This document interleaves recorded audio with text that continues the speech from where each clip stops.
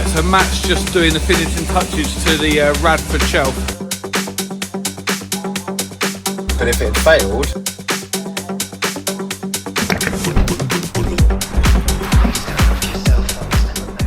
good morning and welcome back to the channel, and what an early morning it's been, and boy is it cold. It's fresh to say the least. So first question of the day, how difficult are you finding it to get LPG? I'm just on the outskirts of Birmingham, and this has become essentially our local LPG station, which is ridiculous when we live in Swindon. Anyway, we need to crack on. Time for breakfast.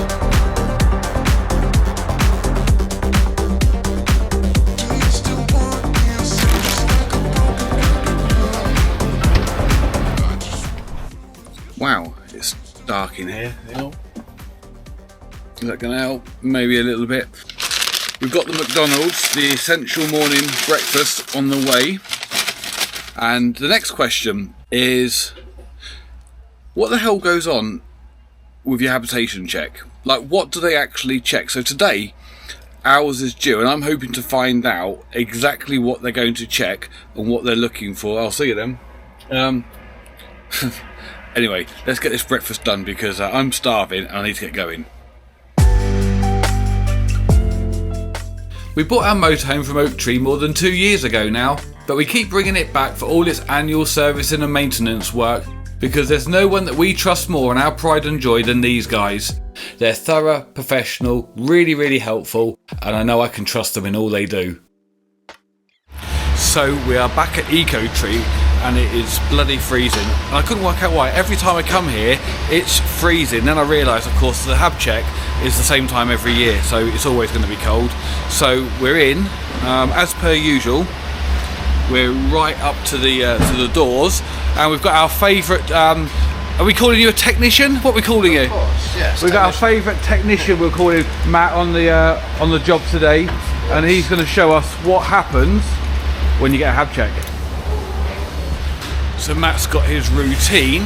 Already he's gone round and lubed up the locks for all the lockers and checked all the hinges to make sure they're working. We've now got the awning out and he's given that a thorough check over as well. So in addition to the hab check and the normal van service, I've also asked for an extra favour because these guys know what they're doing, and the Ford Dora says it, I don't.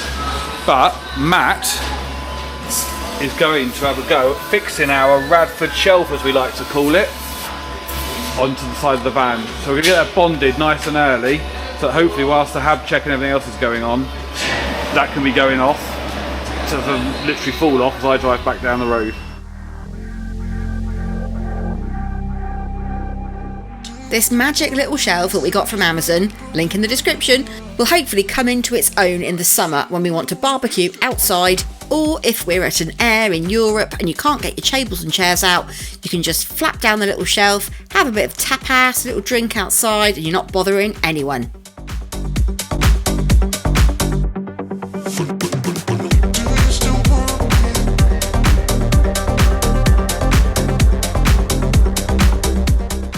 But have a look at his toolbox, look.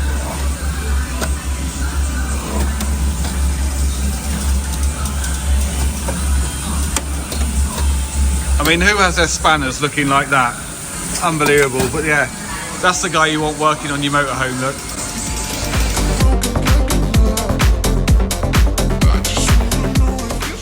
The lads then left the shelf alone for the Sikaflex to bond, and Matt carried on with the hab check. when the fridge is full in its wattages, we've got obviously your hob plate to check, your water heater, your heating system, your charger's obviously going to pull there as well if your batteries are lower. So yeah, just indication of your wattage showing on display just right there. Just lighting all your appliances up now on gas, and then I'll check all the running pressures on the regulator outside on my manometer. Right, you're going to have to excuse the background noise. It is a working workshop after all. So anyway, what's up next, Matt? So basically just going to check off your fridge vents and check all your amperage, make sure your gas and everything's burning right, and giving everything a good physical look round.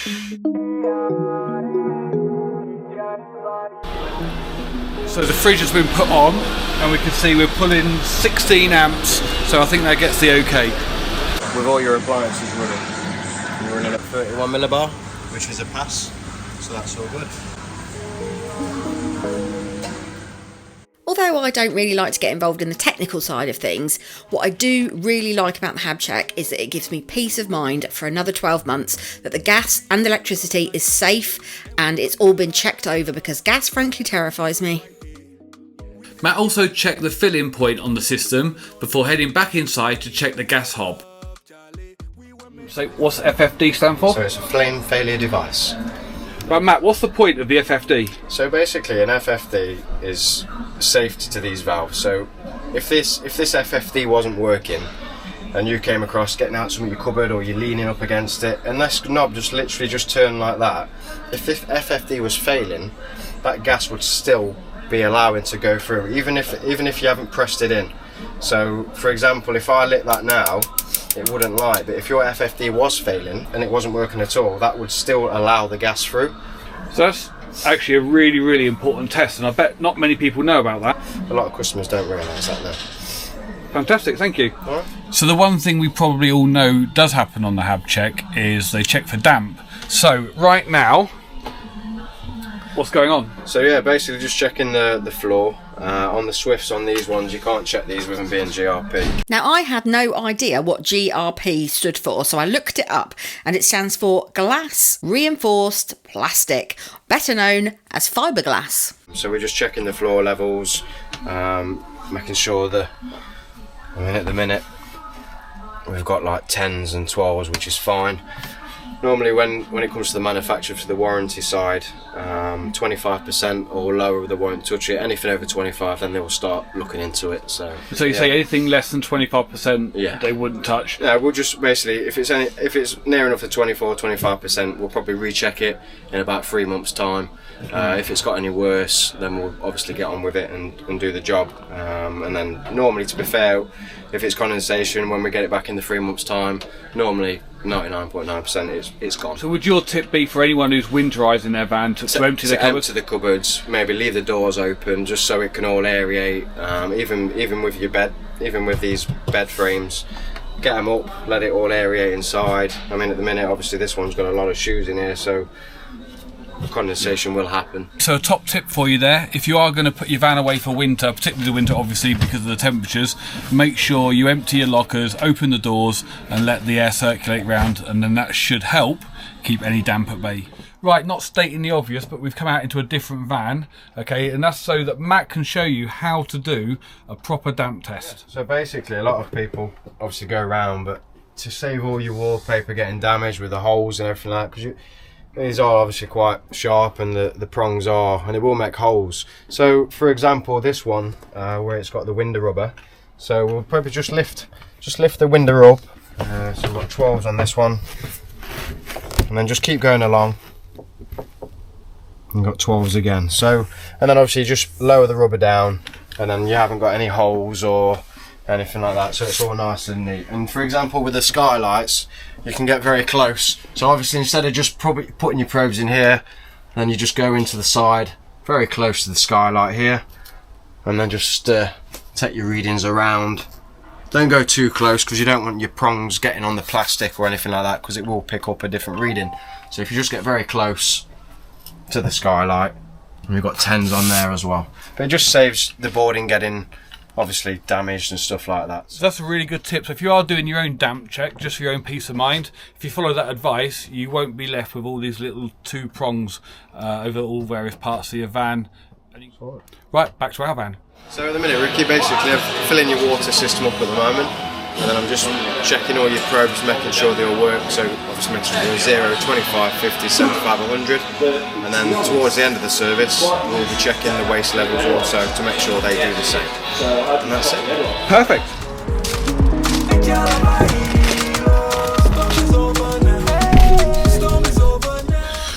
Wow, it's bright. Okay, so that's the Hab Check done, and at the same time we didn't really talk about it, but we had the mechanical service done as well.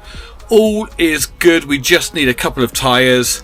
So hopefully that's given you a bit of an insight as to what goes on when you put your van in for its habitation check. it's time to get off home.